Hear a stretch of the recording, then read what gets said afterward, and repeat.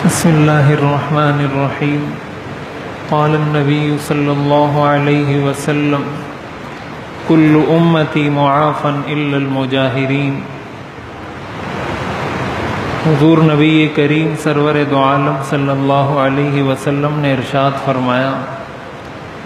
میری امت کے سب لوگ معاف کر دیے جائیں گے سوائے ان لوگوں کے جو علانیہ لوگوں کے سامنے کھلم کھلا گناہ کرتے ہوں، ایسے لوگوں کے لیے معافی نہیں ہے۔ یہ بخاری شریف کی روایت ہے، حضرت ابو ہریرہ رضی اللہ تعالیٰ عنہ اس حدیث شریف کے راوی ہیں، اور اسی حدیث میں حضور علیہ الصلاۃ والسلام نے آگے یہ بھی ارشاد فرمایا، وَإِنَّ مِنَ الْمُجَاهَرَةِ أَن يَعْمَلَ الرَّجُلُ بِاللَّيْلِ عَمَلًا وَقَدْ سَتَرَهُ اللَّهُ عَلَيْهِ ثُمَّ يُصْبِحُ وَيَقُولُ يَا فُلَانُ قَدْ عَمِلْتُ الْبَارِحَةَ كَذَا، کہ اس گناہ کا ایک طریقہ یہ بھی ہے کہ انسان رات کو گناہ کرے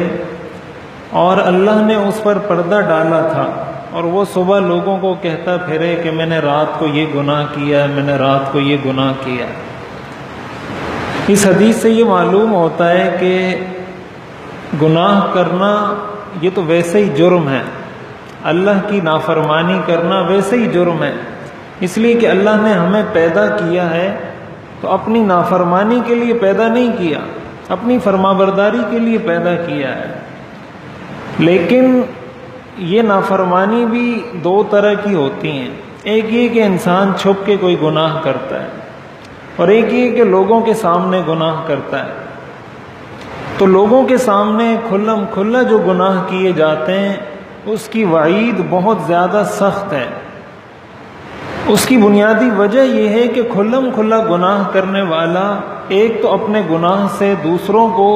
گناہ کی دعوت دے رہا ہے، گناہ کا تذکرہ کرنا یہ بھی منع ہے۔ جب ان کے سامنے گناہ کا تذکرہ کیا جائے گا یا ان کے سامنے وہ گناہ کیا جائے گا تو وہ یہ سمجھیں گے کہ یہ کوئی اتنی بڑی بات نہیں ہے، یہ اگر میں بھی کر لوں گا تو کوئی اتنا مسئلہ نہیں، اس لیے کہ یہ بھی کر رہا ہے، یہ بھی کر رہا ہے، یہ بھی کر رہا ہے۔ اس کی وجہ سے لوگوں کے دلوں سے گناہ کی جو نفرت ہے وہ کم ہو جاتی ہے، وہ گناہ کو ہلکا سمجھنے لگتے ہیں کہ یہ کوئی معمولی چیز ہے۔ اور ظاہر ہے کہ یہ براہ راست اللہ کے ساتھ مقابلہ ہے، کہ اللہ کے ساتھ کھلم کھلا مقابلہ ہے کہ اللہ نے تو پیدا کیا، اپنی نعمتیں دی، اور یہ سب کے سامنے علل اعلان گویا چیلنج کر رہا ہے کہ میں اللہ کی نافرمانی کر رہا ہوں۔ اسی لیے حضور علیہ الصلاۃ والسلام نے فرمایا کہ میری امت کے ایسے لوگوں کو معافی نہیں مل سکتی۔ تو ایک تو انسان کو خود بھی اس چیز سے بچنا چاہیے۔ اللہ تعالیٰ ستار ہیں، انسان پر پردہ ڈالتے ہیں، اور اللہ تعالیٰ پردہ ڈالتے ہیں تو یہی چاہتے ہیں کہ یہ پردہ اس پر پڑا رہے۔ اللہ تعالیٰ قیامت کے دن بھی بہت سارے لوگوں کے ساتھ یہی معاملہ فرمائیں گے کہ ان کے گناہوں کا کسی کو پتہ ہی نہیں چلے گا۔ لیکن جب انسان خود دوسروں کے سامنے گناہ کرنا شروع کر دیتا ہے، اس کا اثر معاشرے پر ہوتا ہے، سوسائٹی پر ہوتا ہے، سماج پر ہوتا ہے، وہ پھر اجتماعی گناہ بن جاتا ہے، وہ اس کی ذات کی حد تک نہیں رہتا۔ ہمارے ہاں اس کی ایک بہت بڑی مثال رمضان المبارک کے اندر رمضان ٹرانسمیشن ہے، جو ٹی وی چینلز پر رمضان کے نام سے نشریات کی جاتی ہیں، جو ٹرانسمیشن ٹی وی چینلز پر چلتی ہیں، سحری کی نشریات اور افطاری کی نشریات، اس میں جس طریقے سے شریعت کے احکام کو، اللہ تعالیٰ کے احکام کو جس طریقے سے اس کی اہانت کی جاتی ہے، جس طریقے سے اس کی توہین کی جاتی ہے، جس طریقے سے کھلم کھلا اللہ کی نافرمانی کی جاتی ہے اور لوگوں کو اللہ کی نافرمانی کی دعوت دی جاتی ہے، یہ اس کی اس وقت میں بہت بڑی مثال ہے۔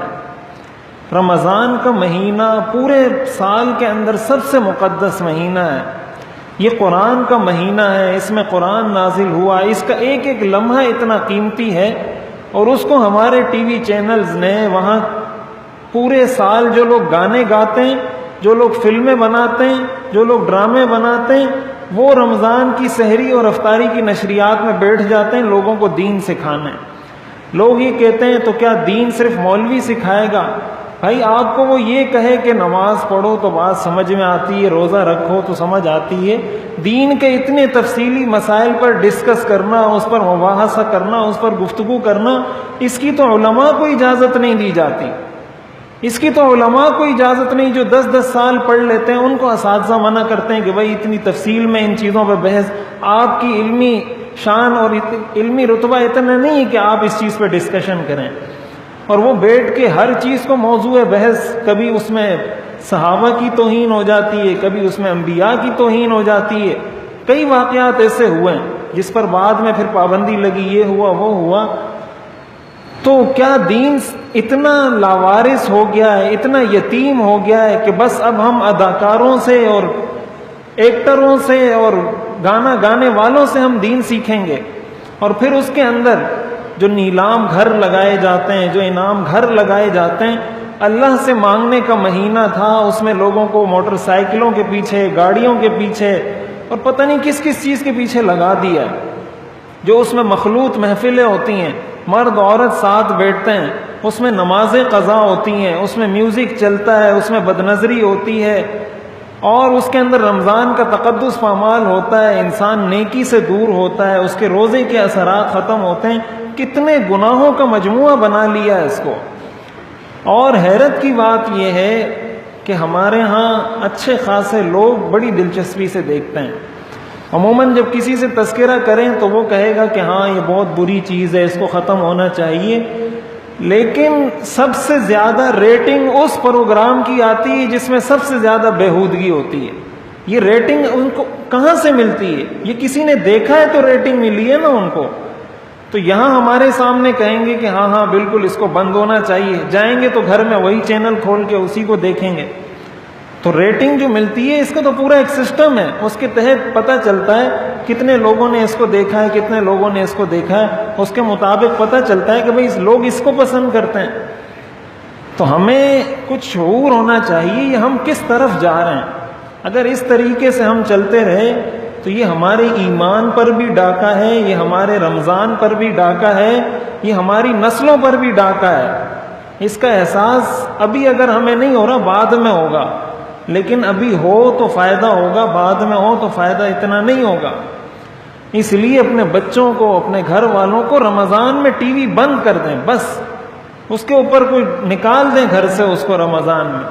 قرآن پڑھیں، مسجد میں بیٹھیں، علماء کے بیانات سنیں، علماء کے پاس بیٹھیں، اچھے لوگوں کی صحبت اختیار کریں۔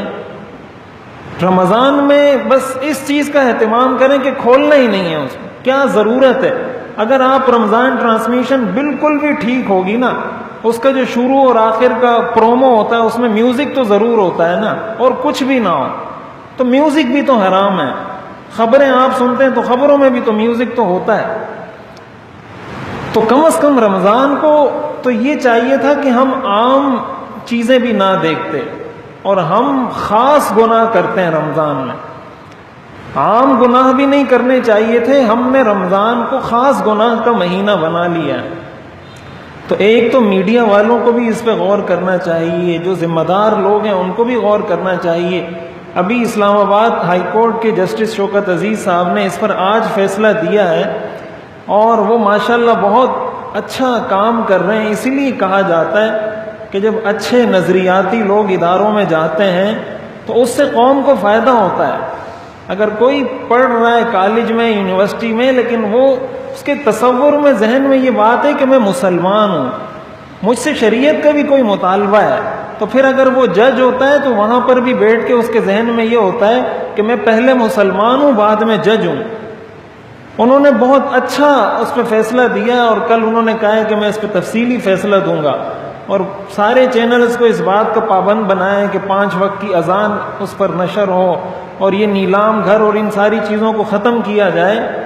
تو ایک تو ایسے لوگوں کو سپورٹ کرنا چاہیے، ایسے لوگوں کو آگے لانا چاہیے، ان کی حمایت کرنی چاہیے، خود یہ کوشش کرنی چاہیے کہ ہم اتنے پڑھ لکھ کر ایسے عہدوں پر جائیں، ایسے مناصب پر جائیں جو کلیدی عہدہ ہو، کلیدی منصب ہو، جہاں بیٹھ کر ہماری بات فیصلہ کن حیثیت رکھتی ہو۔ تو یہ جو کام کیے جا رہے ہیں ہر آدمی کے اوپر لازم ہے کہ جو وہ کر سکتا ہے اس کو کرنا چاہیے، اور کم از کم اور کوئی کچھ نہیں کر سکتا، یہ تو کر سکتا ہے کہ اپنے گھر کا ماحول کم از کم اس حوالے سے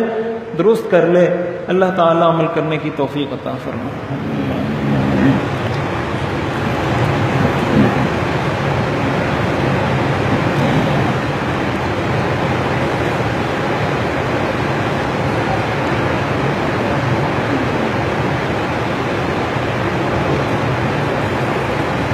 رحمتک یا